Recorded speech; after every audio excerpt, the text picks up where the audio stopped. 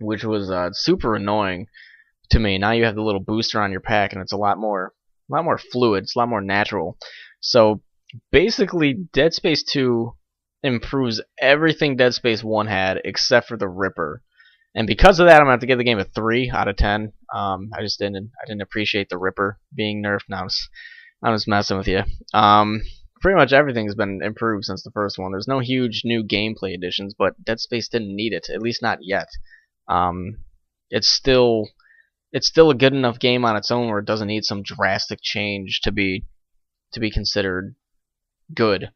I know someone had complained that you go back to the Ishimura in one of the chapters, and I thought that was like a super awesome um, addition. You know, you go back to at least part of the ship that you played the whole first Dead Space through. It's like a little nod to the first game. You know, you're going through the ship that you were in, and you know, you're going through, you know, if you'd played the first one, this place looks familiar. This is what happened. You know, you feel a connection with that chapter just because of that. At the end, they seriously throw like everything they can at you. It is ridiculous how much crap they are throwing at you on a constant basis. I did not think it would ramp up that quickly towards the end.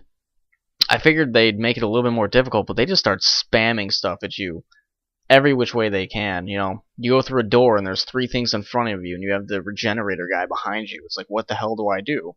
You're gonna be I have no idea.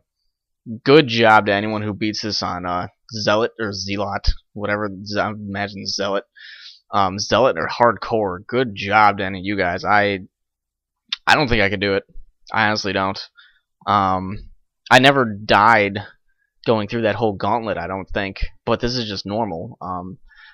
I can definitely see how it's going to get insanely tough for people who might be playing through on those harder difficulties. So good job to any of you. Seems like it would be kind of hard to me. Maybe I'm overestimating just how difficult it would be, but you know, the game overall is probably one of the best games I've played in a very long time.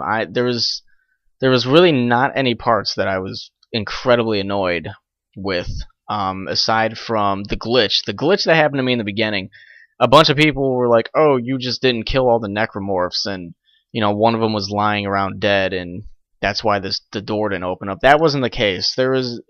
I can reference one point in particular where that was not the case. In the laundromat, in like chapter 1, when nothing came out and I was kind of looking around the room for a while, there is supposed to be a bunch of shit that spawns there. When I went through it on my second time, hey, right away it spawned. So I ran into some glitch where events weren't triggering, which kind of screwed me over. That was annoying.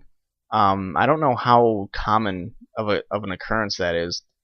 And then a couple other times there was some stuff that I had to find that was in a stupid spot. The only thing that I can really think of, and it wasn't even that major, it was the one thing I had to hack right before I got into that area where all of Tideman's men are trying to gun you down.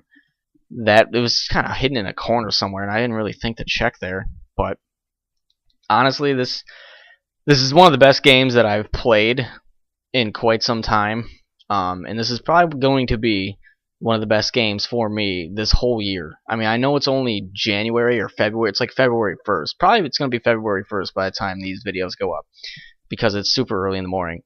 This is probably going to be, and I'm calling it now, one of the best games for me all year. I know it's very early in the year, but this game is so good to me that I'm already calling it now. In February, I'm calling this one of the best games that I'm going to have played all year. We'll see how everything else stacks up. You know, Gears 3, Bulletstorm.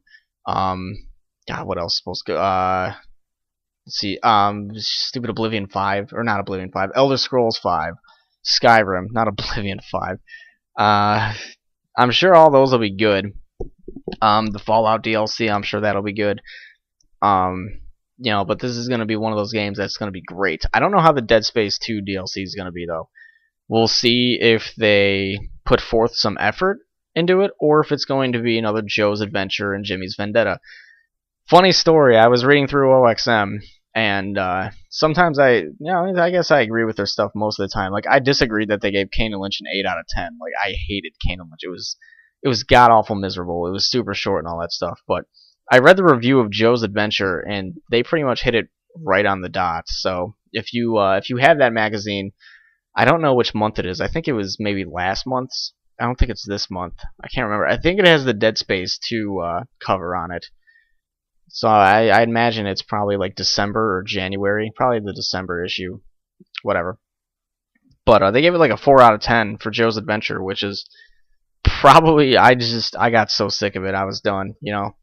Hopefully they don't hack the Dead Space 2 DLC, because I loved Mafia 2 as a game, but I hated both of the DLC that came out for it, and I'm probably not going to buy another DLC for it. Even if the next one's good, they pretty much got $20 out of me, and I hated both of the DLCs. I didn't even finish Joe's Adventure, so hopefully EA and Visceral kind of come through with good DLC. I'm hoping. I imagine so. I can't see it being screwed up, but we'll see. That should be cool whenever they release that. So, as for a score, I would honestly give this game at least a 9 out of 5, or 9.5, 9.5 out of 10. I would at least give it that, if not a 10. The only problems that this game had was the glitch I ran into, probably the length, which I got 9 or 10 hours out of anyway. So I pretty much paid about $6 an hour to play the game, which isn't bad. And then however many hours the DLC will add, which is it's probably going to be $10 for, you know, however many hours. I'd say like probably 2 to 4 hours of gameplay. So that's like $5 an hour. So it's not terrible. I know a lot of people put emphasis on oh, is the game worth it? Should I rent it? I would buy it. You know, this game has a lot of replay value, I think. There's, what, 6 difficulty levels? 5 difficulty levels? Something like that. There's going to be DLC for it. It's a great game. I would really recommend this game. This game was one of the first new ones released, one of the first new major ones released for this year, and it's honestly going to be one of the best ones for at least probably the first half of the year. Maybe not the best, but one of the best. That's how much I seriously like this game. I hated the regenerator guy though.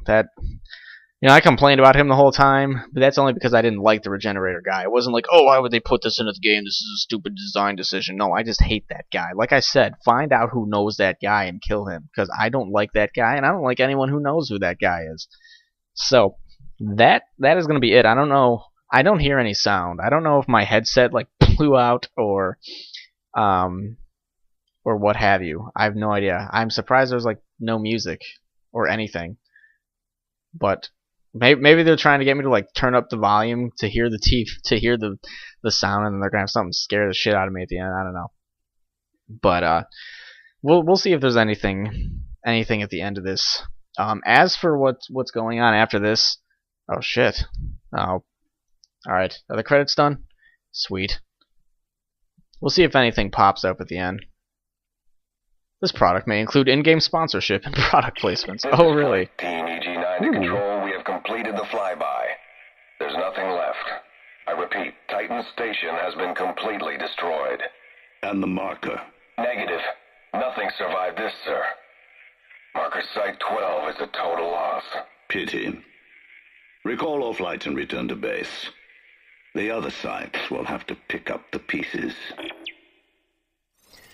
Well, hello Dead Space 3. You must save your progress to unlock New Game Plus mode. I will save my progress then. Chapter 15? What? Thought there was only 14 chapters. Maybe I was wrong.